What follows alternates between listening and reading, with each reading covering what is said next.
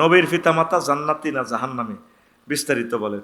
নবীর পিতামাতা কেউ বলছেন তো ওনারা হানিফ সম্প্রদায়ের লোক, একত্ববাদে বিশ্বাসী।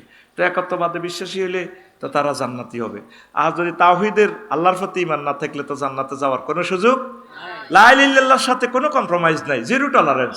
নবীর পিতামাতা কি বেটা, আব্বা আমাদের জাতি, আব্বা জাতির আব্বা ইব্রাহিম খলিলুল্লাহ আলাইহিস সালামের আব্বাও তো বেটা জয় বাংলা হয়ে গেছে, জাহান্নামী, আজুরকে ঢাকায়। কি ঢাকায়? আজুরকে সন্ত্রাস।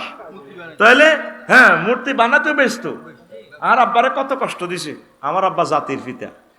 ইউকালুল আহুম ইব্রাহিম, ইউকালুল আহু ইব্রাহিম, মানুষে ওনারা ইব্রাহিম কইতো। আল্লাহকে আমার ইব্রাহিম বালহুয়া কাউমুন, আমার ইব্রাহিম একটা জাতি। ওসমান হাদি একটা এ নয়, শুধু একটা ব্যক্তি নয়, সে একটা জাতি, বাংলাদেশিদের একটা প্রেরণা। পাকিস্তানে তারে নিয়ে যে গান লেখছে রে, এত সুন্দর গান, সুন্নত তরিকা গান আমি শুনছি। আল্লাহ ওসমান হাদি ভাইকে, তার কবরকে নূরে মুনাওয়ার করো আল্লাহ।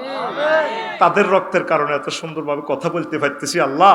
এই জ্ঞানগুলো তো তুমি আগেও দিয়েছো। 39টা মন্ত্রণালয়, এগুলো বলার সাহস পাই নাই, পেয়েছি আবু সাইদ, শহীদ আবু সাইদ, মুগ্ধ ইয়ামিন, ওয়াসিমদের বরকতে আল্লাহ। 1400 আল্লাহ এই শহীদদের কবরকে নূরে মুনাওয়ার করো। তাদের পরিবারগুলোকে তুমি খাস রহমত দিয়ে, বরকত দিয়ে ধন্য করো। কিয়ামত পর্যন্ত তাদের পরিবারগুলো বুলন্দ রাখো আল্লাহ। তাদের পরিবার থেকে খানায় কাবার ইমাম দাও আল্লাহ।